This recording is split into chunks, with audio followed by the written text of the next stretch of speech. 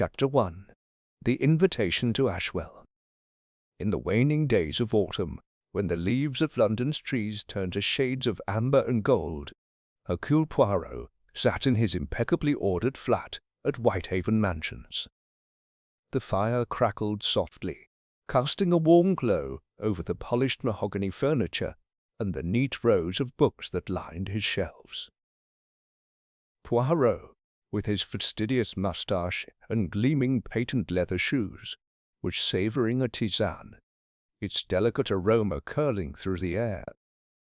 His small, precise hands held a letter, the envelope bearing the crest of Ashwell College, a venerable institution nestled in the rolling hills of Oxfordshire. "Monsieur Hastings," Poirot called, his voice carrying the faintest trace of amusement, "what do you make of this invitation? It is most curious, no?" Captain Arthur Hastings, Poirot's loyal friend and occasional chronicler, looked up from his newspaper, his brow furrowing. "Invitation, old chap, to where?" Poirot's eyes twinkled as he adjusted his pince-nez and read aloud. "Dear Monsieur Poirot, it would be the greatest honour if you would consent to deliver a guest lecture at Ashwell College on the subject of deductive reasoning. Your reputation as the foremost detective of our age precedes you. We anticipate your presence on the 15th of October. Yours sincerely, Dr. Evelyn Warrender, Dean of Faculty." Hastings leaned forward, intrigued. Ashwell College? Rather prestigious, isn't it? All those ivy-covered walls and dusty scholars. "But why you, Poirot? You're not exactly an academic." Poirot's lips curved into a slight smile. "Précisément, mon ami. It is this that intrigues me. Why does a college of learned professors seek the services of Hercule Poirot, a man of action, not of lecture halls? There is, I suspect, more to this invitation than meets the eye." He tapped the letter thoughtfully against his chin. "The method, Hastings, the method is everything. This Dr. Warrender writes with elegance, but there is a certain urgency in her words, a tension that betrays itself in the flourish of her pen. No, there is something amiss at Ashwell College." Hastings chuckled. "You're reading an entire mystery into a polite letter, Poirot. Perhaps they just want a bit of your fame to draw a crowd." "Perhaps," Poirot conceded, though his tone suggested otherwise. "But the little grey cells, they do not rest. They whisper to me that all is not as it seems. I shall accept this invitation, and you, mon cher Hastings, will accompany me. We shall see what secrets lie beneath the surface of this academic idyll." 2 days later, Poirot and Hastings found themselves aboard a train bound for Oxfordshire. The countryside rolled past in a patchwork of green fields and golden woods, the air crisp with the promise of winter.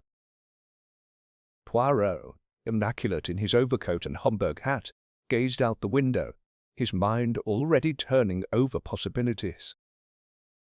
"Tell me, Hastings," he said, breaking the comfortable silence, "what do you know of Ashwell College?" "Not much, I'm afraid," Hastings admitted, rubbing his chin. "Old place, founded centuries ago, known for its history and literature departments. Bit of a reputation for eccentric professors, I hear. Oh, and there was some scandal years back. Something about a missing manuscript, I think. All hushed up, of course." Poirot's eyes narrowed. "A scandal, you say? This is most interesting. The past, it has a way of casting long shadows, does it not?" The train slowed as it approached Ashwell Station, a quaint platform bordered by hedgerows. A young man in a tweed suit awaited them, his face pale and his manner slightly nervous. He introduced himself as Mr. Cedric Lyle, assistant to the Dean. "Monsieur Poirot, Captain Hastings," Lyle said, bowing slightly. "Dr. Warrender sends her apologies for not meeting you herself. Urgent matters, you understand. I'm to escort you to the college." Poirot observed the young man closely, noting the faint tremor in his hands, and the way his eyes darted toward the horizon. "Urgent matters, you say? Of what nature, Monsieur Lyle?" Lyle hesitated, then forced a smile. "Oh, nothing serious, I'm sure. Just administrative concerns. Shall we?" The drive to Ashwell College was short but picturesque, the road winding through ancient oaks to reveal a sprawling campus of stone buildings, their spires piercing the sky. Students in gowns hurried across the quadrangle, their laughter mingling with the rustle of leaves. Yet Poirot sensed an undercurrent of unease, a tightness in the air that belied the serene setting. As they entered the main hall, Dr. Evelyn Warrender greeted them. She was a tall woman in her 50s, with sharp grey eyes and an air of quiet authority. Her handshake was firm, but her smile did not quite reach her eyes. "Monsieur Poirot, Captain Hastings, welcome to Ashwell," she said.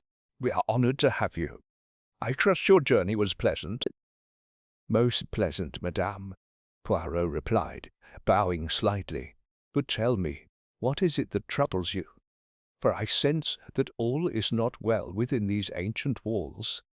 Dr. Warrender's smile faltered, and for a moment her composure slipped. "You are perceptive, Monsieur Poirot. There have been tensions among the faculty. Rivalries, perhaps, but nothing to concern a man of your talents. Come, let me introduce you to our staff."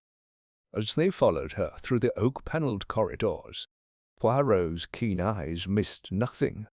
The hurried glance of a passing professor, the whispered conversation between two students, the faint scratch of a pen in a distant room. The little grey cells were already at work, and Hercule Poirot knew that Ashwell College held secrets that would soon demand his full attention. Chapter 2. The Shadow of Suspicion. The grand dining hall of Ashwell College gleamed with the soft light of chandeliers, their glow reflecting off polished silver and the dark wood of the long table. Hercule Poirot, seated to the right of Dr. Evelyn Warrender, surveyed the assembled company with his characteristic precision. Captain Hastings, opposite him, was already engrossed in a hearty plate of roast beef. But Poirot's attention was fixed on the faculty and students gathered for the evening meal. Each face, each gesture, was a piece in the puzzle that his little grey cells were beginning to assemble. Dr. Warrender rose, her voice clear and commanding. "My dear colleagues and students, it is my pleasure to welcome Monsieur Hercule Poirot, the renowned detective, and his companion, Captain Hastings. Monsieur Poirot will deliver a lecture tomorrow on the art of deduction. I trust you will make them feel at home." A polite murmur of approval rippled through the room, but Poirot noted the undercurrents. A professor's tight smile, a student's averted gaze, the clink of a fork set down too quickly.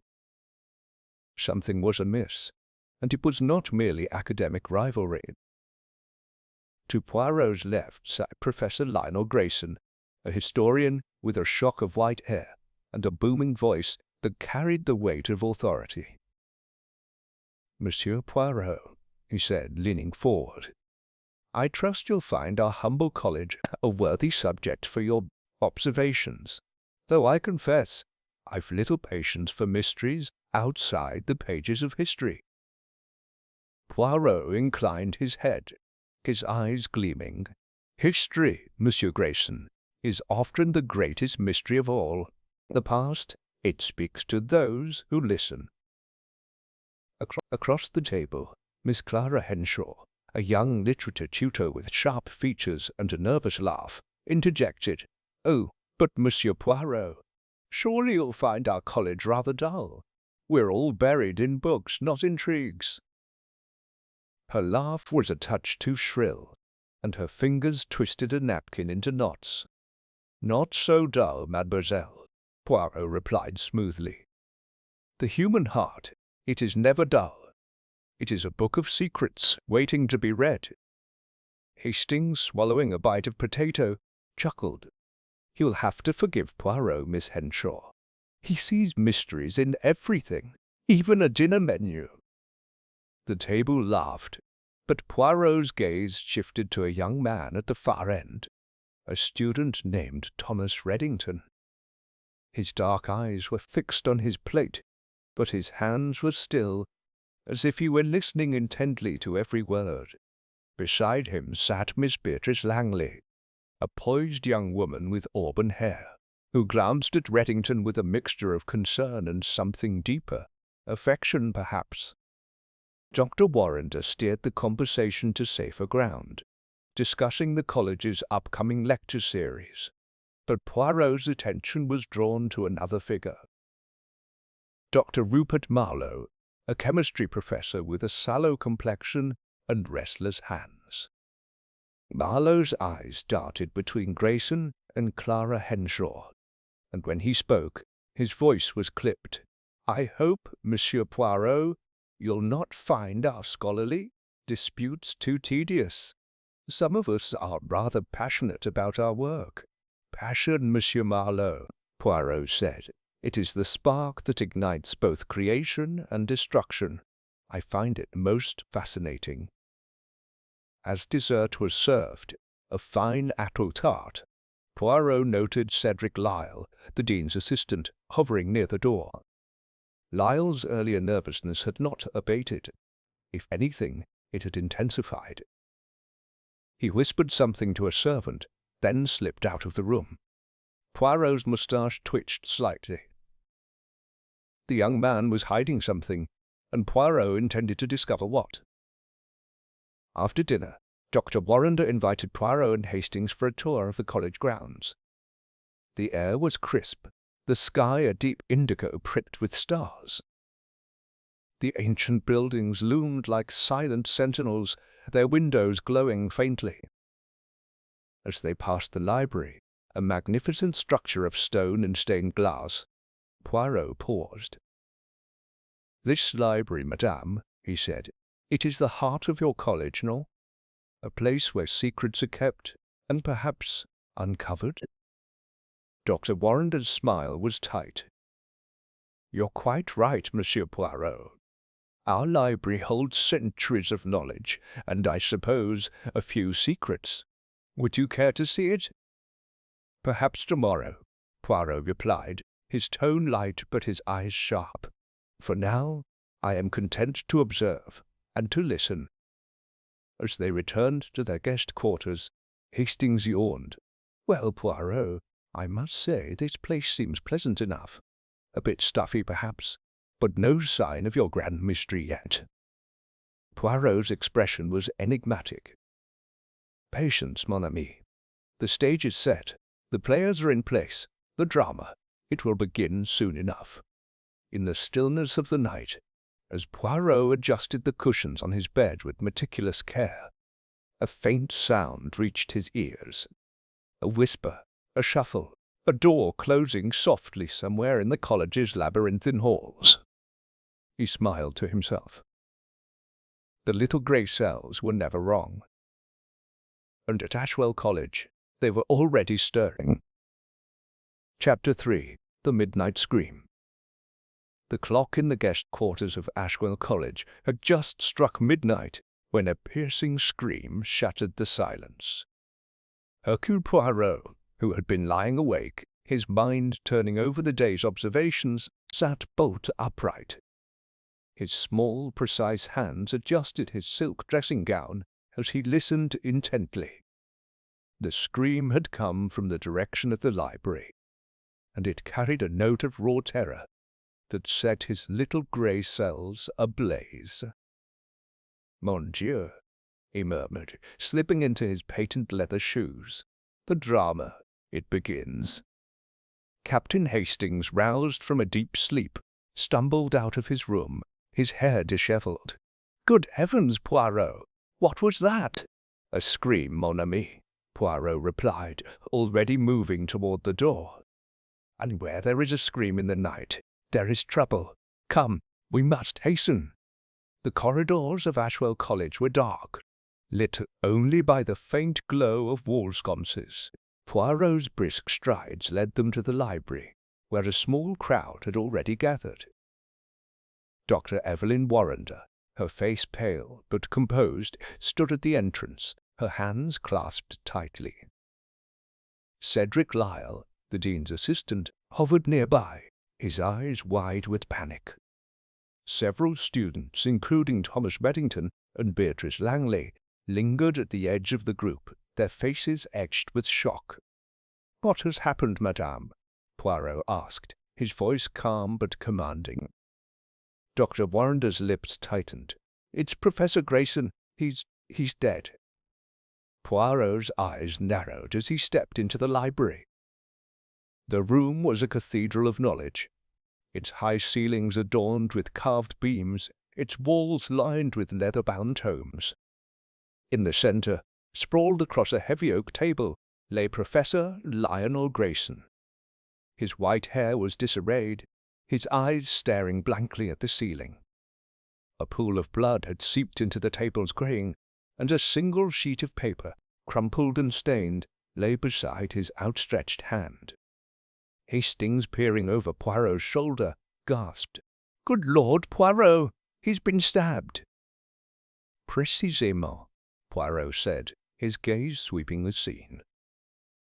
A letter opener, its blade dark with blood, rested on the floor a few feet away. Scattered papers, some bearing Grayson's bold handwriting, littered the table. Poirot knelt, careful not to disturb the scene, and examined the crumpled note. It bore a single, hastily scrawled phrase, "The truth lies in the shadow." "Most curious," Poirot murmured, straightening. "This note, it is not an accident. It is a message, perhaps from the victim, perhaps from the killer." Dr. Warrender approached, her voice low. "Monsieur Poirot, this is a tragedy.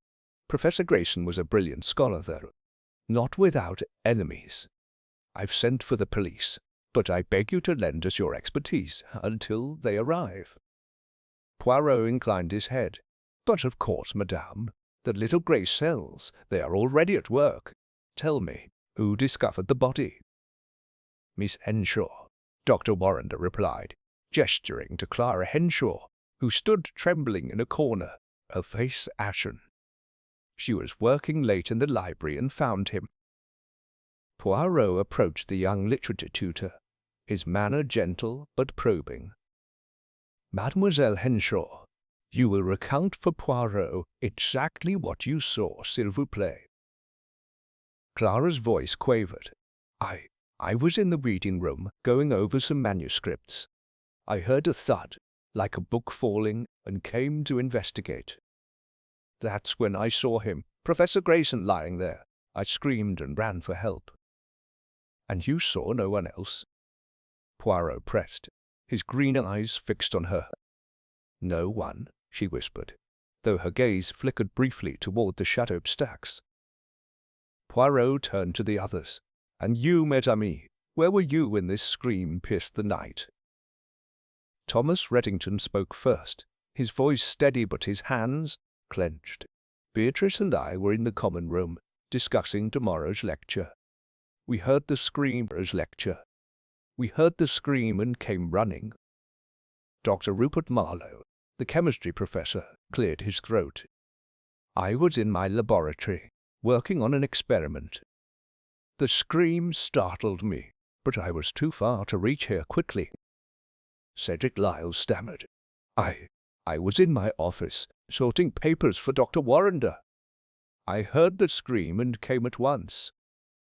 Poirot's moustache twitched. "And yet, Monsieur Lyle, your office is not so far from the library, no? You are a young man, swift of foot. Why did you arrive after the others?" Lyle flushed. I was startled, that's all. I didn't know what to do." "Bien," Poirot said, his tone neutral, but his mind cataloguing every word, every gesture. He turned back to the body, noting the position of Grayson's hand, the angle of the wound, the undisturbed dust on the surrounding shelves. "This crime, it is not random. It is deliberate, calculated, and the killer, he is still among us." Hastings shivered. You mean one of them did this? Poirot's eyes gleamed in the lamplight. I mean, mon ami, that at Ashwell College the shadows hold many secrets, and Hercule Poirot will bring them into the light. As the distant wail of police sirens echoed through the night, Poirot bent once more over the cryptic note. The truth lies in the shadow. The words seemed to pulse with meaning, a challenge to his intellect. The game, as he often called it, had begun. Chapter 4. The Little Grey Cells. Awakened, the library of Ashwell College, now a scene of grim tragedy, was bathed in the cold light of dawn. Hercule Poirot stood near the oak table where Professor Lionel Grayson's body had been found, his sharp green eyes scanning every detail. The police had arrived, led by Inspector Caldwell, a gruff man with a walrus moustache and a no-nonsense demeanour.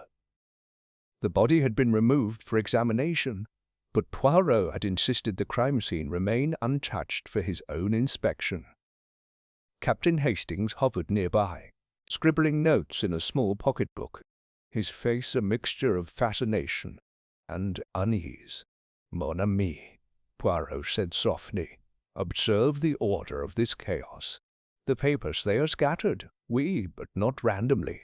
There is a method here, and it speaks to the killer's purpose.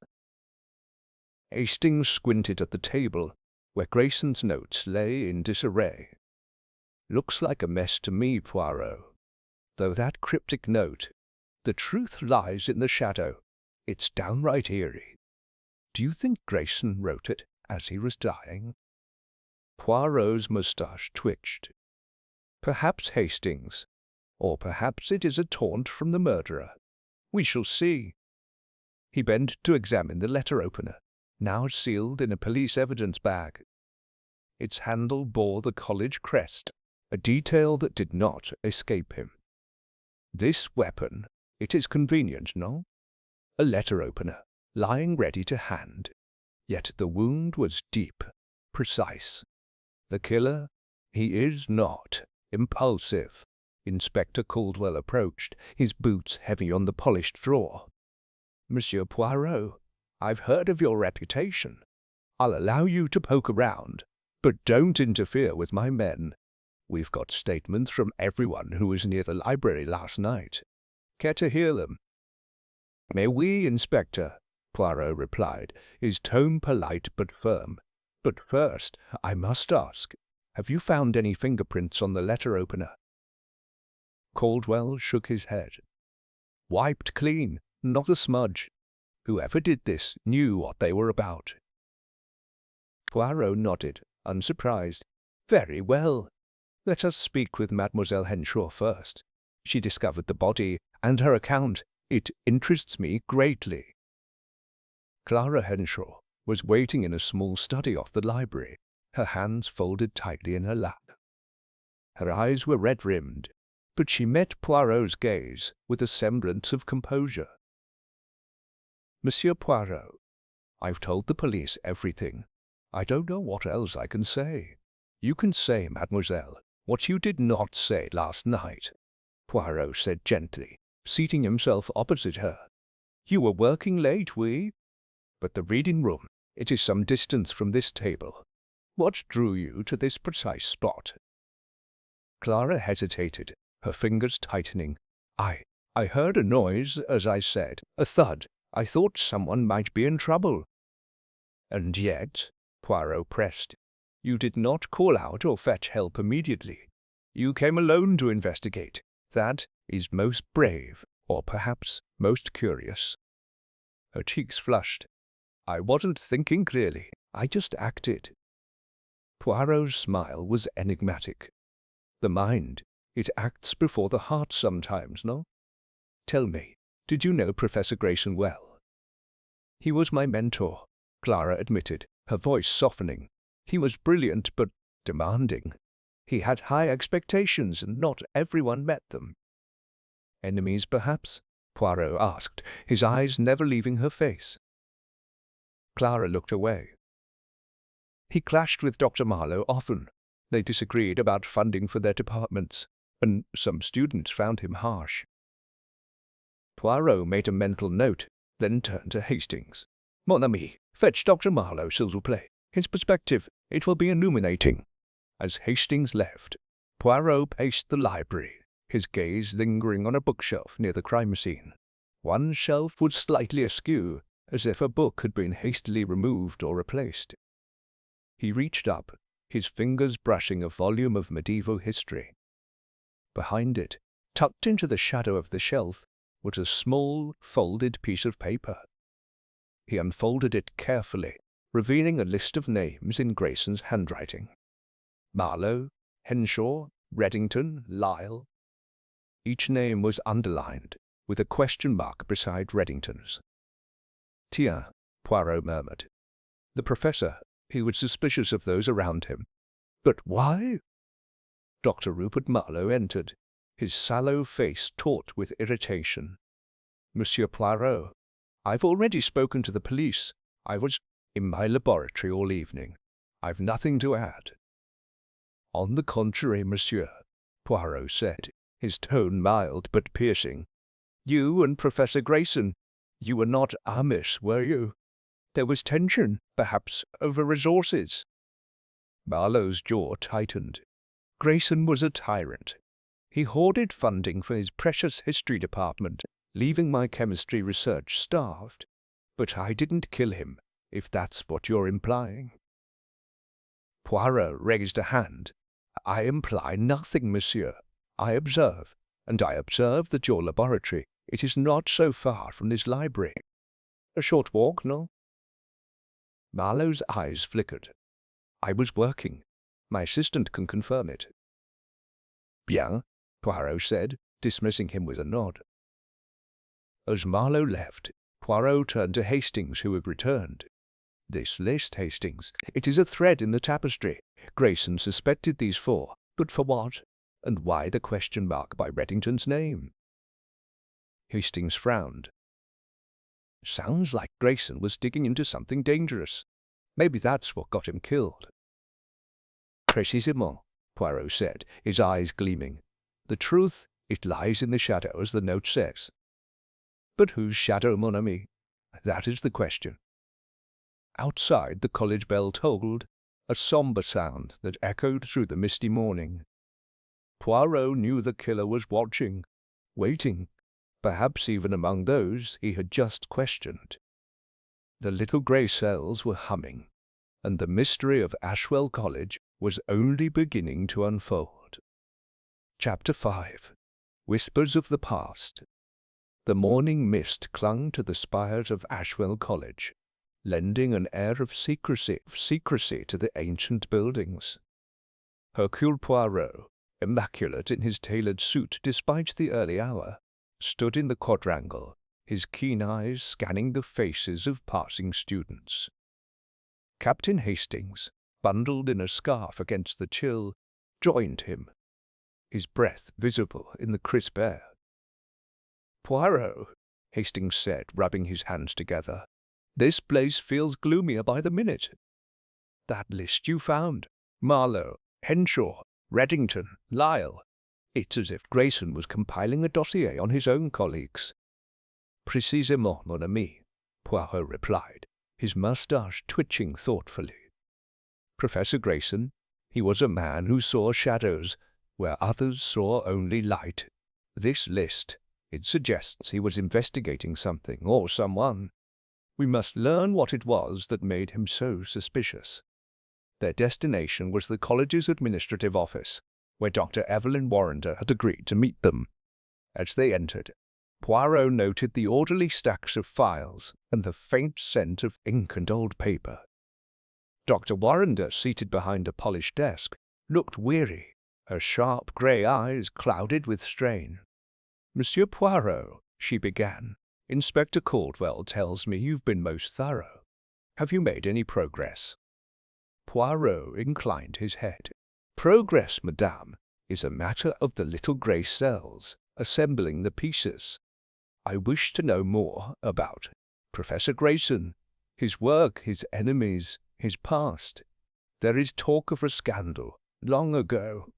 You will enlighten me, s'il vous plaît. Dr. Warrender's lips tightened, but she nodded. Very well. 20 years ago, Ashwell was shaken by a controversy involving Grayson. He was then a young lecturer, ambitious and brilliant. A rare manuscript, a 14th-century chronicle, went missing from the library. Grayson was accused of stealing it to sell to a private collector. The evidence was circumstantial, and the matter was hushed up, but the suspicion lingered. Hastings raised an eyebrow. A thief, eh? That's a motive for someone holding a grudge. Perhaps, Poirot said, his tone measured. But tell me, madame, who accused him? And was the manuscript ever recovered? Dr. Warrender hesitated. The accusation came from a colleague, Professor Edmund Holt, now retired. The manuscript was never found, but Grayson's reputation recovered, mostly. He swore his innocence, and his later work on medieval history restored his standing. Poirot's eyes gleamed. And yet, the shadow of this scandal, it follows him still. His recent research, do you know its nature? He was working on a book, Dr. Warrender replied. Something about hidden truths in medieval texts. He was secretive about it, but he spent hours in the library, poring over old records. Most interesting, Poirot murmured. He turned to Hastings. We must examine Grayson's study, mon ami. His papers, they may hold the key to his suspicions and his death. Grayson's study was a small, cluttered room in the history department, its walls lined with books and maps. A desk overflowed with notes, some in Grayson's bold script, others marked with cryptic symbols. Poirot's delicate fingers sifted through the papers, pausing at a journal entry dated a week earlier. The Chronicle's secret is closer than I thought. R.M. knows more than he admits. Must confront him. R.M., Hastings said, peering over Poirot's shoulder. That's Rupert Marlowe, surely. Perhaps, Poirot said, his voice low. Or perhaps another. We must not assume, Hastings. Assumptions, they are the fog that obscures the truth. As they left the study, they encountered Thomas Reddington, the student whose name had appeared on Grayson's list, with a question mark. He was hurrying down the corridor, his dark eyes shadowed with fatigue. Monsieur Reddington, Poirot called, his tone genial but firm. A moment, if you please. You are a student of Professor Grayson, no? What can you tell me of his recent demeanour? Reddington stopped, his posture tense. He was preoccupied, always in the library, muttering about some discovery. He seemed on edge, especially around Dr. Marlowe. And you? Poirot asked, his gaze piercing. Did you find him a harsh mentor, as some say? Reddington's jaw tightened. He was strict but fair. I respected him. He pushed us to question everything, to dig deeper. He hesitated, then added, he mentioned something about a hidden truth once. Said it could change how we see the past. Poirot nodded, filing away the information. Merci, monsieur. You have been most helpful. As Reddington walked away, Hastings frowned. That lad's hiding something, Poirot. He's too jumpy. Oui, Hastings, Poirot agreed. But so are they all. The past, it is a ghost that haunts this college, and Grayson's death, it is tied to its whispers. Back in the quadrangle, Poirot paused, his eyes drawn to the library's towering silhouette. The Chronicle, the list, the note in the shadow, these are threads in a tapestry, mon ami. And I, Hercule Poirot, will unravel it.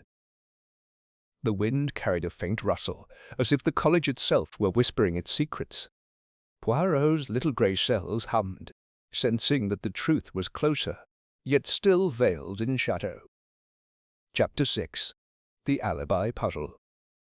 The afternoon sun cast long shadows across the quadrangle of Ashwell College, where Hercule Poirot stood with Captain Hastings, his sharp eyes fixed on the library's arched windows. The air was heavy with the scent of damp leaves, and a chill wind hinted at the storm brewing within the college's walls. Poirot's mind was a whirl of details. The cryptic note, the missing manuscript, Grayson's list. But now his focus turned to the alibis of those closest to the crime. "Mon ami," Poirot said, adjusting his Homburg hat, "the alibi, it is like a house of cards. It appears solid, but one false card, and the whole structure collapses. We must test these alibis with care." Hastings nodded, flipping open his notebook. "Right, let's go over them again. Clara Henshaw was in the reading room, heard a thud, found Grayson. Marlowe claims he was in his laboratory. Reddington and Beatrice Langley were in the common room together, and Lyle was in his office, sorting papers." "Précisément," Poirot said, his moustache twitching. "But the timing, Hastings, it is the key. The scream, it was heard at midnight. Yet the accounts, they do not align perfectly. Come, we shall begin with Mademoiselle Henshaw." They found Clara Henshaw in the literature department, grading essays at a cluttered desk. Her hands trembled slightly as she looked up, her sharp features drawn with fatigue. "Monsieur Poirot, have you found something? I can't stop thinking about poor Professor Grayson." Poirot seated himself, his manner gentle but probing. "Mademoiselle, you said you were in the reading room when you heard the thud. At what time, precisely, did this occur?" Clara frowned, her fingers twisting a pencil. "It was just before midnight. I glanced at the clock when I heard it, perhaps 5 minutes to 12. I went to investigate and found him. And yet," Poirot said, his voice soft but insistent, "the scream that alerted the college, it was heard at midnight exactly. 5 minutes, mademoiselle, is a long time to cross a library. What delayed you?" Clara's eyes widened. I was startled. I didn't rush immediately. I thought it might be nothing. A book falling, perhaps." Poirot's gaze held hers. "And you saw no one else? No shadow, no sound, before the thud?" "No," she said quickly, too quickly. "No one." "Merci," Poirot said, rising. As they left, he murmured to Hastings, "She is nervous, mon ami. 5 minutes unaccounted for. It is a crack in her story." Next, they sought Dr. Rupert Marlowe in his laboratory. A stark room filled with glass beakers and the faint smell of chemicals. Marlowe was cleaning a test tube, his movements jerky. "Monsieur Poirot, I've told you I was here all evening. My assistant, Mr. Poole, saw me." "Indeed?" Poirot said, his eyes scanning the room. A clock on the wall read 10 minutes slow, a detail he noted silently. "And what experiment kept you so late, Monsieur Marlowe?" "A study on chemical compounds," Marlowe said curtly. "Nothing that concerns Grayson's death." "Perhaps," Poirot replied. "But tell me, how long does it take to walk from this laboratory to the library?" Marlowe's jaw tightened. 5 minutes, perhaps less. But I wasn't there. Poole will confirm I never left." Poirot nodded, his expression unreadable. "We shall speak with Monsieur Poole, then." They found Thomas Reddington and Beatrice Langley in the common room, sitting close together, their faces pale. Beatrice spoke first, her voice steady but her eyes anxious. "We were here, Monsieur Poirot, discussing your lecture. We heard the scream and ran to the library together." "And you were together the entire time?" Poirot asked, his gaze shifting to Reddington. "Yes," Reddington said firmly, though his hands fidgeted. "We were talking about Grayson's latest seminar. He'd been intense lately." "Intense, monsieur?" Poirot prompted. "He kept going on about hidden truths," Reddington said. "Said he was close to proving something big. He wouldn't tell us what." Poirot's eyes narrowed. "And you, Mademoiselle Langley, you agree with this account?" Beatrice nodded, but her fingers brushed Reddington's arm, a gesture Poirot did not miss. "Yes, we were here. We didn't see anything until the scream." As they left, Poirot stopped by Cedric Lyle's office, a cramped space piled with papers. Lyle was sorting files, his movements frantic. "Monsieur Lyle," Poirot said, "you were in this office at midnight, yet you arrived at the library after the others. Why the delay?" Lyle's face reddened. I froze when I heard the scream. I wasn't sure what to do. By the time I got there, everyone was already gathering." Poirot's smile was polite but piercing. "And these papers you were sorting, may I see them?" Lyle hesitated, then gestured to a stack of administrative forms. Poirot glanced at them, noting a letter dated the previous day, addressed to Grayson, marked confidential. "Most interesting," he murmured. As they returned to the quadrangle, Hastings shook his head. "They all sound plausible, Poirot, but something's off. Clara's 5 minutes, Marlowe's slow clock, Lyle's delay, they don't add up." "Exactement," Poirot said, his eyes gleaming. "The alibis, they are like a puzzle with pieces that do not fit. But the little grey cells, they see the pattern forming. There is a lie here, Hastings, and it hides in the shadow of the truth." A distant bell tolled, signaling the end of the afternoon. Poirot's mind raced, piecing together the inconsistencies, the nervous glances, the whispered secrets. The killer was clever, but Hercule Poirot was more so, and the truth was drawing nearer with every step. Chapter 7. A second tragedy. The evening air at Ashwell College was thick with unease, the ancient stones seeming to absorb the whispers of fear that rippled through the halls. Hercule Poirot, seated in the guest quarters with Captain Hastings, was reviewing his notes when a frantic knock interrupted their discussion. Hastings opened the door to find Cedric Lyle, his face pale as chalk, his hands trembling. "Monsieur Poirot!" Lyle gasped. It's Miss Henshaw. She's been found in the rose garden. She's dead." Poirot's eyes sharpened, and he rose swiftly, his small frame radiating authority. "Mon Dieu, another death! Lead us to her, Monsieur Lyle, at once." The rose garden, nestled behind the library, was a quiet enclave of blooming flowers, now marred by tragedy. Clara Henshaw lay crumpled among the thorny bushes, her sharp features frozen in a mask of surprise. A thin trickle of blood stained her blouse, and a small vial, its contents spilled, glinted in the moonlight beside her. Inspector Caldwell and his men were already cordoning off the area, their lanterns casting eerie shadows. Hastings, his face grim, knelt beside the body. "Good Lord, Poirot! Poison, do you think? That vial?" Poirot's gaze was fixed on the scene, his little grey cells whirring.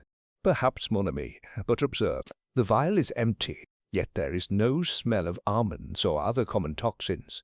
This is no ordinary poison." He turned to Inspector Caldwell. "Have you determined the time of death, Inspector?" Caldwell rubbed his moustache. "The doctor estimates she died around 6 this evening, found by a student out for a walk. No witnesses as far as we know." Poirot nodded, his eyes scanning the garden. A single rose petal, caught on Clara's sleeve, seemed out of place, too pristine for the tangled bushes. He tucked it into his pocket with a handkerchief, then turned to Lyle, who hovered nervously at the edge of the scene. "Monsieur Lyle," Poirot said, his voice calm but piercing, "you seem most distressed. Did you know Mademoiselle Henshaw well?" Lyle swallowed hard. She was kind to me, always encouraging. I can't believe anyone would do this." "And yet," Poirot said, "someone did. Tell me, where were you at 6 o'clock?" I was in the dining hall, preparing for the evening meal, Lyle said quickly. Dr. Warrender can confirm it. Bien, Poirot murmured, though his eyes lingered on Lyle's twitching fingers. He turned to Hastings. This second death, it is no coincidence, mon ami. The killer strikes again, but why Mademoiselle Henshaw? Was she a threat, or merely in the wrong place? They returned to the library, where Dr. Warrender awaited them, her face drawn with shock. Monsieur Poirot, this is a nightmare. First Grayson, now Clara. What is happening to our college? Poirot's expression was grave. Madame, the killer is bold, striking in the heart of your sanctuary. I must ask, did Mademoiselle Henshaw speak to you of any fears, any suspicions, after Grayson's death? Dr. Warrender shook her head. She was shaken, of course, but she said nothing specific. Only that she felt watched. Watched, Poirot repeated, his moustache twitching, a most significant detail. As they spoke, Thomas Reddington and Beatrice Langley arrived, summoned by the news. Beatrice's eyes were red with tears, and Reddington's face was set in a hard line. Monsieur Poirot, Beatrice said, her voice trembling, Clara was my tutor. She was kind, brilliant. Who could do this? Poirot studied her closely. Mademoiselle, you and Monsieur Reddington were close to her. Did she ever mention Professor Grayson's research, or anything that troubled her? Reddington answered, his voice low. She said Grayson's death scared her. She thought he'd been digging into something dangerous, something about the college's past. She wouldn't say more. Poirot's eyes narrowed. And you, Monsieur Reddington, you were in Grayson's seminar, no? Did you share Mademoiselle Henshaw's fears? Reddington hesitated, then nodded. Grayson was obsessed with that manuscript, the one that went missing years ago. He thought it held some secret, something worth killing for. Dr. Rupert Marlowe, who had joined the group, scoffed. Nonsense. Grayson was chasing ghosts, and now Clara's paid the price for his obsession. Poirot turned to Marlowe, his gaze piercing. And you, monsieur, where were you at 6 o'clock? In my laboratory, as always, Marlowe said, his tone defensive. My assistant Poole was with me. Always the laboratory, Poirot mused. A convenient refuge, no? As the group dispersed, Poirot pulled Hastings aside, holding up the rose petal. This petal, Hastings, it is not from these bushes. It is fresh, untouched by frost. Someone placed it on Mademoiselle Henshaw, perhaps the killer, leaving a mark. Hastings shivered. 2 murders in 2 days, Poirot. The killer's getting desperate. Oui, Poirot said, his eyes gleaming in the lantern light. But desperation, it breeds mistakes. And Hercule Poirot, he will be there to catch them. The college bell tolled mournfully, echoing through the darkened grounds. The shadows seemed to close in, but Poirot's mind was alight, piecing together the puzzle of death that gripped Ashwell College. Chapter 8.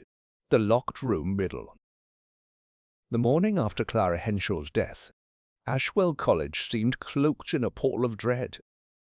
The students moved in hushed groups, their usual chatter silenced by the weight of 2 murders. Hercule Poirot, undeterred by the gloom, stood in the library with Captain Hastings, his sharp eyes tracing the contours of the crime scene where Professor Grayson had met his end.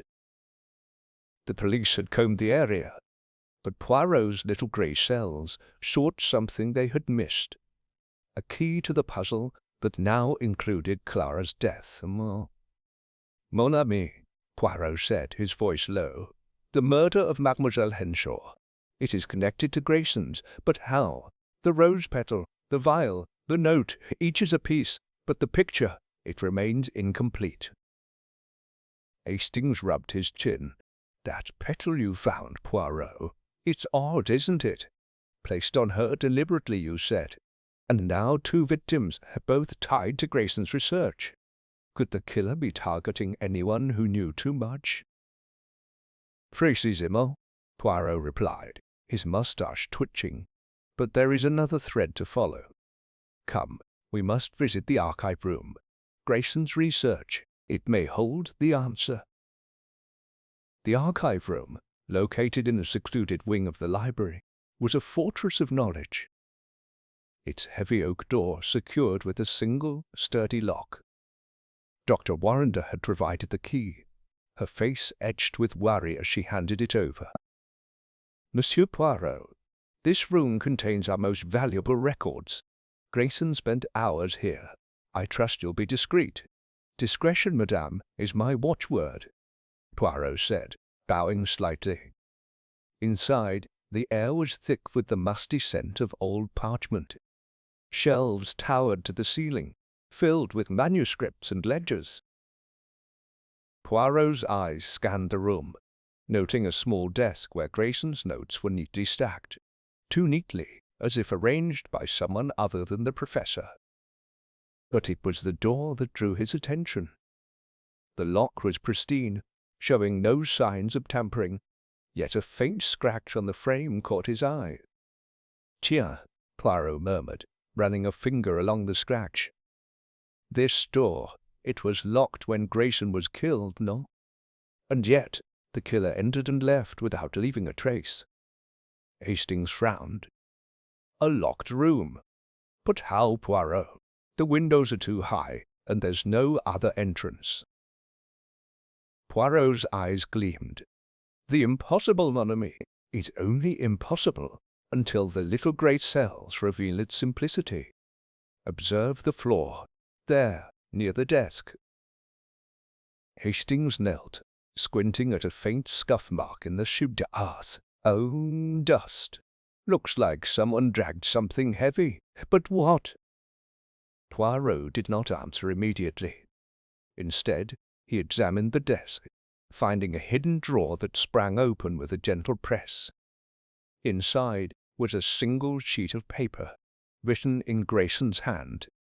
"The Chronicle's cipher points to the vault. CL must not know." "CL," Hastings said, peering over Poirot's shoulder. "Cedric Lyle, perhaps? Or Clara Henshaw?" "Perhaps," Poirot said, folding the paper carefully. "But this vault, it is a new piece of the puzzle. We must learn its location." Their investigation was interrupted by Inspector Caldwell, who entered with a grim expression. "Monsieur Poirot, we've confirmed Miss Henshaw's cause of death. Poison, a rare alkaloid. The vial contained traces of it. No fingerprints, though, just like the letter opener." Poirot nodded, unsurprised. "The killer, he is meticulous. But the locked room, Inspector, it intrigues me. Was this archive checked after Grayson's death?" Caldwell shook his head. "It was locked tight. Only Dr. Warrender and Grayson had keys." "And yet," Poirot said, "someone entered. The scuff mark, the arranged papers, they tell a story. The killer, he returned here, perhaps to hide something or to find it." Leaving the archive, Poirot and Hastings sought out Cedric Lyle, who was in his office, his face pale and drawn. "Monsieur Lyle," Poirot said, his tone gentle but firm, "you were close to Professor Grayson, no? Did he ever speak of a vault?" Lyle's eyes widened, and he stammered, "A vault? No, he never mentioned it. Why do you ask?" Poirot's smile was enigmatic. "Because, monsieur, the truth, it hides in locked places. And you, I think, know more than you say." Lyle's hands shook, but he said nothing more. As they left, Poirot turned to Hastings. "The locked room, the vault, the cipher, these are not separate mysteries, mon ami. They are one. The killer, he seeks something Grayson found, and Mademoiselle Henshaw, she was too close to the truth." Hastings shivered. "But who's next, Poirot? This killer's ruthless." "Oui," Poirot said, his eyes narrowing. "But the little grey cells, they are more ruthless still. The riddle of the locked room, it will yield its secret, and with it, the killer's identity. As they stepped into the fading light of the quadrangle, the college seemed to hold its breath, its shadows whispering of secrets yet to be uncovered. Poirot's mind was alight, the puzzle tightening with every step. Chapter 9. Secrets in the Archives. The archive room of Ashwell College, with its towering shelves and musty air, seemed to pulse with secrets as Hercule Poirot returned, his small, precise figure dwarfed by the weight of centuries-old knowledge. Captain Hastings followed, clutching his notebook, his face a mixture of curiosity and apprehension.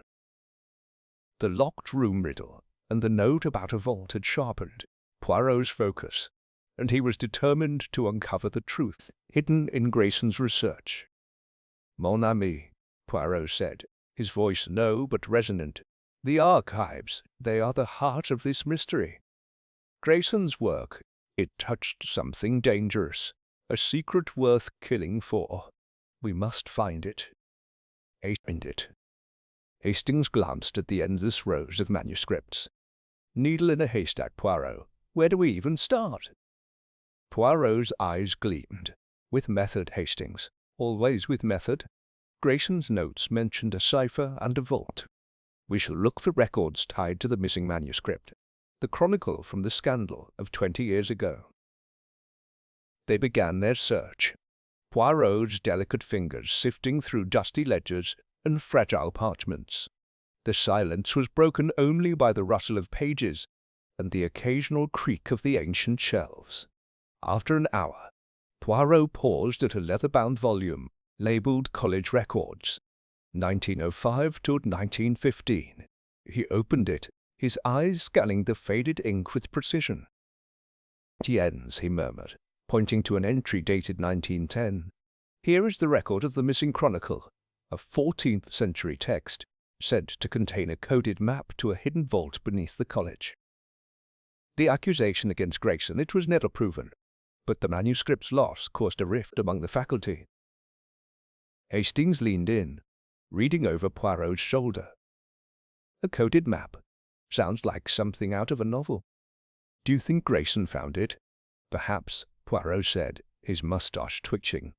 "Or perhaps he found something else. A truth that threatened someone. Observe this."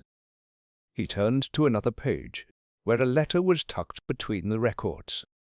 It was written in a hurried hand, signed by Professor Edmund Holt, the man who had accused Grayson of theft. The letter read, "Lionel, your ambition blinds you. The chronicle's secrets are not yours to claim. Leave it buried, or face the consequences." Hastings whistled. "That's practically a threat, Poirot. Could Holt still be involved, even if he's retired?" Poirot's eyes narrowed. "The past, mon ami, it has long fingers. But Holt, he is not our killer, not directly. This letter, it speaks of betrayal, of ambition.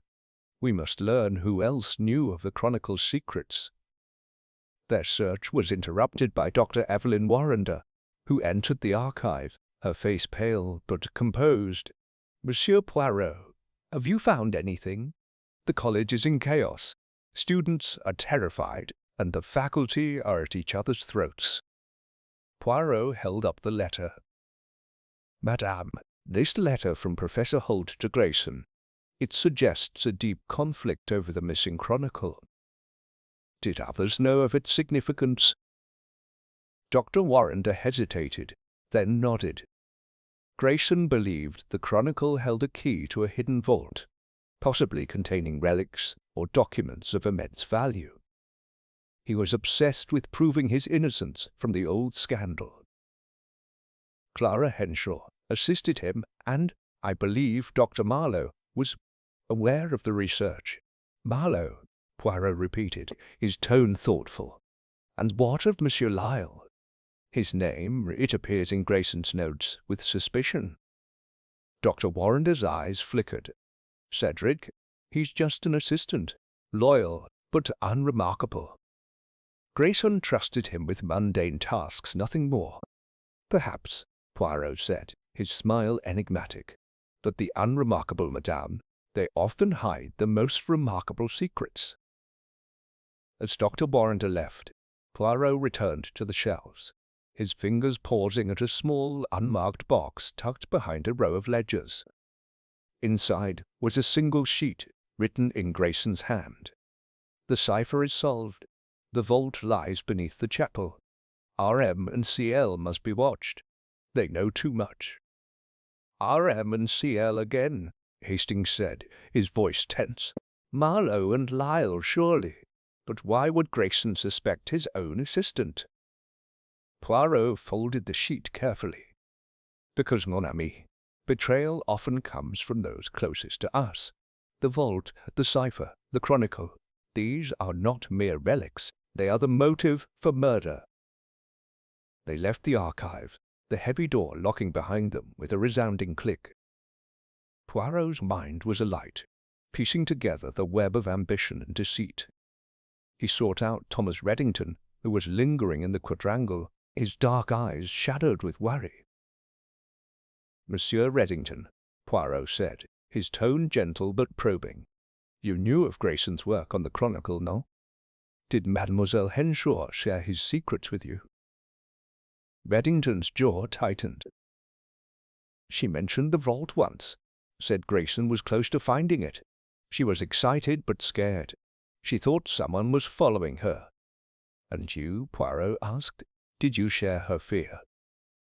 Reddington hesitated, then nodded. Grayson said the vault's contents could ruin reputations. I thought he was exaggerating, until now. As Reddington walked away, Poirot turned to Hastings. The web tightens, mon ami. The killer seeks the vault, and Grayson and Henshaw, they stood in the way. But who else knows its secret? That is the question.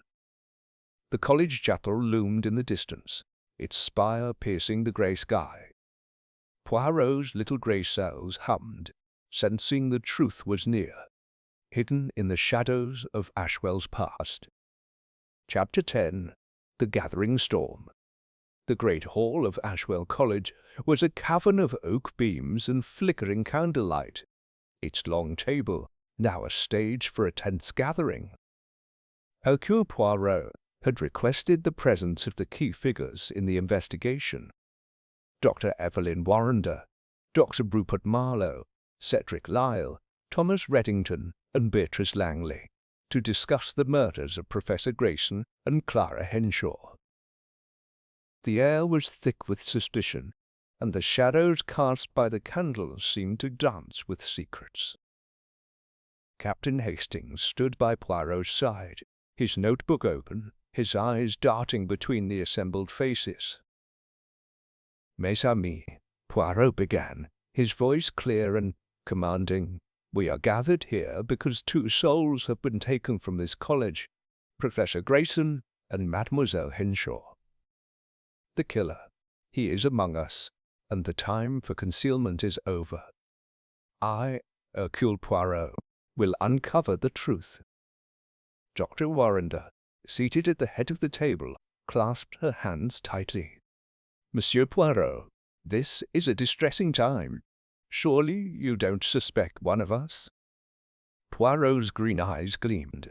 Madame, I suspect everyone until the little grey cells prove otherwise. Let us speak plainly. Professor Grayson's research into the missing chronicle and its cipher, it threatened someone. Mademoiselle Henshaw, she knew too much, and so she, too, was silenced. Dr. Marlowe slammed a fist on the table, his sallow face flushed. This is absurd. Grayson was a fool, chasing myths about a vault. I had nothing to do with his death or Clara's. Poirot raised a hand, his tone calm but piercing. And yet, Monsieur Marlowe, your name appears in Grayson's notes, marked with suspicion. You quarrelled with him over funding, no? And your laboratory, it is so conveniently close to the library. Marlowe's eyes blazed. I was working. My assistant Poole told you that. You're grasping at straws, Poirot. Cedric Lyle, pale and fidgeting, spoke up, his voice trembling. "Monsieur Poirot, I only did what Grayson asked. I sorted his papers, ran his errands. I didn't know about any vault." Poirot's gaze fixed on Lyle.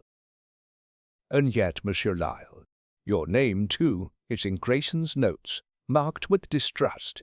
You were in the dining hall when Mademoiselle Henshaw died. Oui, but the rose petal found on her body, it was fresh, not from the garden. Did you perhaps bring it from elsewhere?" Lyle's face crumpled. "I don't know what you mean. I cared about Clara. She was kind to me." Beatrice Langley, her auburn hair catching the candlelight, gripped Reddington's hand. "Monsieur Poirot, please. Clara was our friend. She was terrified after Grayson's death. She said someone was watching her, following her. We tried to protect her." Reddington nodded, his jaw tight. "Grayson's research was dangerous. He told me once that the vault's contents could ruin lives. Clara must have gotten too close." Poirot's moustache twitched. "And you, Monsieur Reddington? Your name, it bears a question mark in Grayson's list. Why did he doubt you?" Reddington's eyes darkened. "I don't know. He was paranoid, always looking over his shoulder. Maybe he thought I was too curious about his work." The room fell silent, the weight of accusations hanging heavy. Dr. Warrender rose, her voice sharp. "Monsieur Poirot, this is tearing us apart. If you have evidence, present it. Otherwise, you're stirring up chaos."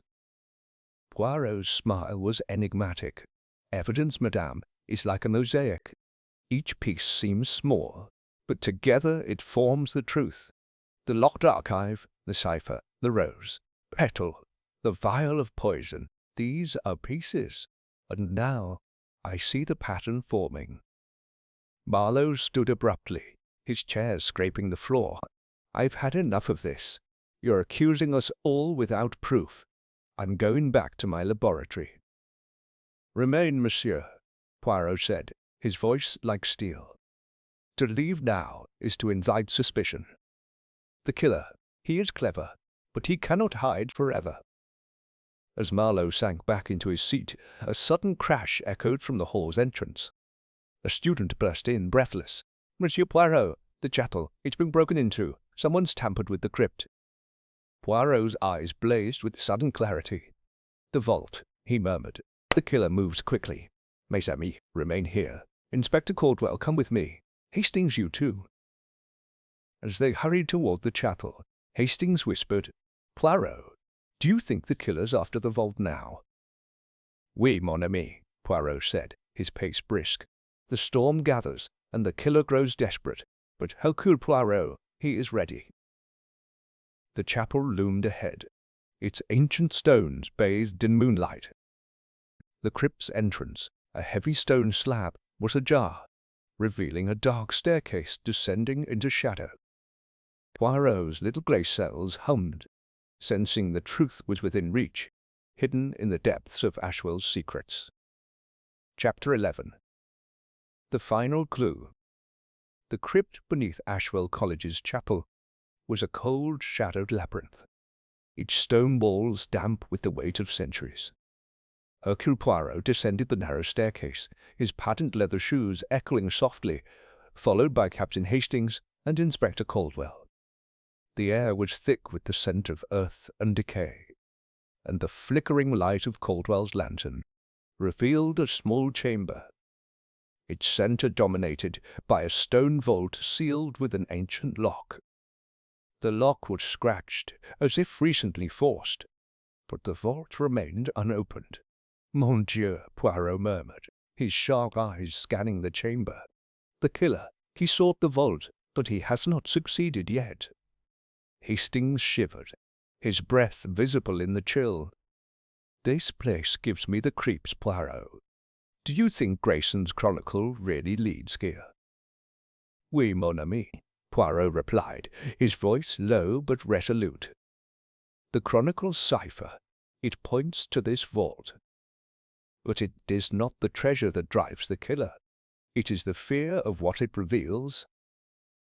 Inspector Caldwell, his walrus moustache bristling, examined the lock. Someone's been at this all right, but it's still intact. Whoever it was got interrupted. Poirot nodded, his gaze falling on a small detail near the vault. A single fresh rose petal, identical to the one found on Clara Henshaw's body. He knelt, picking it up with his handkerchief, his moustache twitching with sudden clarity. "This petal, Inspector, it is no accident. It is a signature, a mark of the killer's arrogance." Hastings frowned. "But Poirot, a rose petal? It's so trivial. How can it point to the killer?" Poirot's eyes gleamed in the lantern light. "The trivial, mon ami, is often the most profound. This petal, it is not from the college gardens, nor from the rose bushes where Mademoiselle Henshaw was found. It is from a rare variety, cultivated in a greenhouse. And at Ashwell there is only one greenhouse, attached to the chemistry laboratory." "Marlowe!" Hastings exclaimed. "His laboratory's got that greenhouse for his experiments. You think he's leaving these petals deliberately?" "Perhaps," Poirot said, his tone enigmatic, "but we must not leap to conclusions. The petal, it is the final clue, but it must be placed in the mosaic of evidence, the locked archive, the cipher, the list, the poison." They returned to the great hall, where the suspects remained under the watchful eye of a constable. Dr. Warrender, Dr. Marlowe, Cedric Lyle, Thomas Reddington, and Beatrice Langley sat in tense silence, their faces betraying a mix of fear and defiance. Poirot stood before them, his small frame commanding the room. "Mes amis," he said, his voice steady, "the little grey cells have worked, and the truth, it begins to emerge. The rose petal, found first on Mademoiselle Henshaw, and now in the crypt, it is a thread that ties the murders to the killer. It is a clue so small, yet so revealing." Marlowe's face reddened. "This is ridiculous. A petal? You're building a case on flowers now, Poirot?" Poirot's smile was serene but piercing. "Not just a petal, Monsieur Marlowe. A petal from your greenhouse, where you cultivate rare plants for your chemical experiments. The same greenhouse where you prepared the alkaloid that killed Mademoiselle Henshaw." Marlowe leapt to his feet. "That's preposterous. I was in my laboratory with Poole when Clara died." "Oui," Poirot said, raising a hand. "And yet, the clock in your laboratory, it runs 10 minutes slow. A small detail, but enough to give you time to slip to the rose garden, administer the poison, and return. The petal, it was your mistake, a flourish of pride." Lyle's voice broke the silence, trembling. "But why Clara? And Grayson, what did they do?" Poirot turned to him, his gaze softening. "Monsieur Lyle, your distress, it is genuine, but your secrets, they are not. Grayson's notes marked you with suspicion, and I know why. You too knew of the vault, no?" Lyle's face crumpled, and he nodded. "Grayson confided in me about the Chronicle. He thought it held proof of a scandal, not just his, but one that could ruin the college. I told Clara, hoping she'd help him. I didn't know it would get them killed." Beatrice gasped, gripping Reddington's arm. "Cedric, you fool! You put Clara in danger." Poirot's eyes shifted to Reddington, whose face was a mask of tension. "And you, Monsieur Reddington, with the question mark in Grayson's notes? You were his student, but also his rival. No, you sought the vault's secrets for your own glory." Reddington's jaw tightened, but he said nothing. Poirot continued. "The pieces, they fit, but one question remains. Who stood to lose the most if the vault's contents were revealed?" Dr. Warrender's voice was sharp. "Monsieur Poirot, enough. Tell us who the killer is, or stop these accusations." Poirot's smile was calm. Patience, madame. The truth, it is near. Tomorrow, in this hall, I shall reveal all. Tomorrow, in this hall, I shall reveal all. Until then, remain vigilant, for the killer, he is desperate, and the vault, it calls to him still.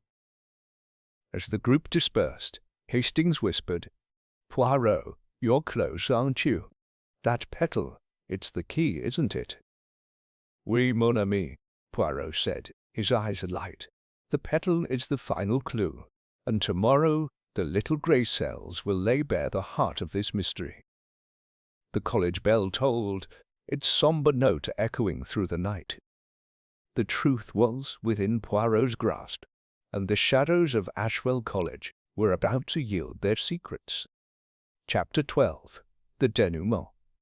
The grand lecture hall of Ashwell College was filled with an expectant hush, as Hercule Poirot stood at the centre, his small, immaculate figure commanding the attention of all. The flickering light of chandeliers cast long shadows across the oak-panelled walls, where Dr. Evelyn Warrender, Dr. Rupert Marlowe, Cedric Lyle, Thomas Reddington, Beatrice Langley, and Inspector Caldwell sat in a tense semicircle. Captain Hastings stood by the door, his notebook clutched tightly, his eyes fixed on Poirot. The air was heavy with anticipation, for Poirot had promised to unmask the killer who had brought death to Ashwell's hallowed halls. "Mes amis," Poirot began, his voice clear and resonant, "we have gathered to uncover the truth behind the murders of Professor Lionel Grayson and Mademoiselle Clara Henshaw. The little grey cells, they have worked tirelessly, and now the mosaic of evidence is complete. The killer, he is among us, and his secrets they can hide no longer." Dr. Warrender's face was pale but composed. "Monsieur Poirot, we trust you to end this nightmare. Who is responsible?" Poirot's green eyes gleamed. "To answer that, we must follow the threads of this mystery. The missing chronicle, the cipher, the vault, the rose petals, and the cryptic note. The truth lies in the shadow. Let us begin with Professor Grayson." He paced slowly, his hands clasped behind his back. Grayson was a man driven by ambition to clear his name from the scandal of the missing 14th-century chronicle, accused 20 years ago of its theft. His research led him to a cipher, hidden within the chronicle, pointing to a vault beneath the chattel. A vault said to contain documents that could ruin reputations. Grayson suspected those around him, as evidenced by his list: Marlowe, Henshaw, Reddington, Lyle. But why? Marlowe shifted uncomfortably.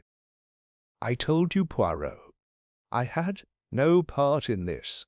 Grayson's obsession with that vault was his undoing." "Perhaps," Poirot said, his tone mild but piercing. "But let us consider Mademoiselle Henshaw.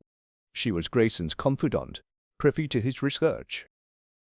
Her death, by a rare alkaloid poison, was no accident. The rose petal found on her body, and again in the crypt, was a clue. A signature from a greenhouse, one maintained by you, Monsieur Marlowe." Marlowe leapt to his feet. "This is outrageous! I was in my laboratory when Clara died. Cool confirmed it." Poirot raised a hand. "Patience, monsieur. Your laboratory clock, it runs 10 minutes slow. A convenient alibi, no? But it is not you I accuse. The petal, it was a misdirection, placed to cast suspicion on you. The true killer, he is more cunning." A murmur rippled through the room. Poirot turned to Cedric Lyle, whose hands trembled. "Monsieur Lyle, you were Grayson's assistant, trusted with his papers. You knew of the vault, oui? And you told Mademoiselle Henshaw, hoping to protect her. But your fear, it betrays you. Why were you so afraid?" Lyle's voice cracked. I only wanted to help. Grayson said the vault's contents could destroy the college. I didn't kill anyone." "No," Poirot said softly. You did not, but you know who did. His gaze shifted to Thomas Reddington, whose dark eyes were fixed on the floor. Monsieur Reddington, your name in Grayson's notes bore a question mark. He doubted you, but not as a killer, as a rival. You sought the vault's secrets for your own glory, no? Reddington's jaw tightened. I respected Grayson. I wanted to help him, and not steal his work. Poirot's smile was enigmatic. And yet, the truth lies elsewhere. Let us turn to Mademoiselle Langlais. Beatrice gasped, her hand gripping Reddington's. Me and Monsieur Poirot. I loved Clara. I would never harm her. Precisement, Poirot said, his voice softening. Your love for Mademoiselle Henshaw, it was genuine. But love, it can blind. You were with Monsieur Reddington when the scream was heard, oui? Yet your alibi, it is too perfect, too rehearsed. Poirot turned to face Dr. Warrender, whose composure faltered for the first time. And you, madame, the dean of this college, its guardian, you knew of Grayson's research, of the vault's potential to ruin Ashwell's reputation. The scandal of 20 years ago, it was not just Grayson's disgrace, but yours. Dr. Warrender's eyes widened. What are you implying, Monsieur Poirot? I imply nothing, Poirot said, his voice like steel. I state the truth. The chronicle, it was not stolen by Grayson, but by you, madame. You sold it to a private collector to fund your rise to dean, but Grayson, he was close to proving it. The vault, it holds proof of your betrayal, a ledger documenting the sale, hidden all of these years. A stunned silence fell. Warrender's face drained of color. This is preposterous. You have no proof. Poirot held up the folded paper from the archive. Grayson's note about the vault. This, madame, led me to the vault's lock, which I opened this morning with the cipher Grayson decoded. Inside, I found the ledger, your signature, your transaction. You killed Grayson to silence him, and Clara because she learned the truth from Lyle. The rose petals, they were your touch, taken from Marlowe's greenhouse to mislead us. Warrender stood, her voice trembling with rage. You can't prove this. The ledger means nothing. But it does, Poirot said calmly. The poison, it was from Marlowe's laboratory, stolen by you during a visit. The locked archive, you entered with your key, rearranging Grayson's papers to hide your trail. And the crypt, you tried to reach the vault last night, but were interrupted. Inspector Caldwell stepped forward, his face grim. Dr. Warrender, I'll need you to come with me. Warrender's composure shattered, and she sank back into her chair, tears streaming down her face. I only wanted to protect Ashwell. Grayson would have destroyed everything. Poirot's eyes were sad but resolute. The truth, madame, it cannot be buried forever. The little grey cells, they see all. As Caldwell led Warrender away, the hall erupted in whispers. Hastings approached Poirot, his face alight with admiration. By Jove, Poirot, you did it. The rose petals, the ledger, how did you know? Poirot smiled, adjusting his moustache. The little grey cells, mon ami. They see the pattern where others see only chaos. The petal, it was too deliberate, a false clue to point to Marlowe. But the ledger, hidden in the vault, it was the truth that lay in the shadow. The college bell tolled, its sound now one of closure. Ashwell College would heal, its secrets laid bare. Hercule Poirot, his work complete, turned to leave, the weight of justice resting lightly on his shoulders.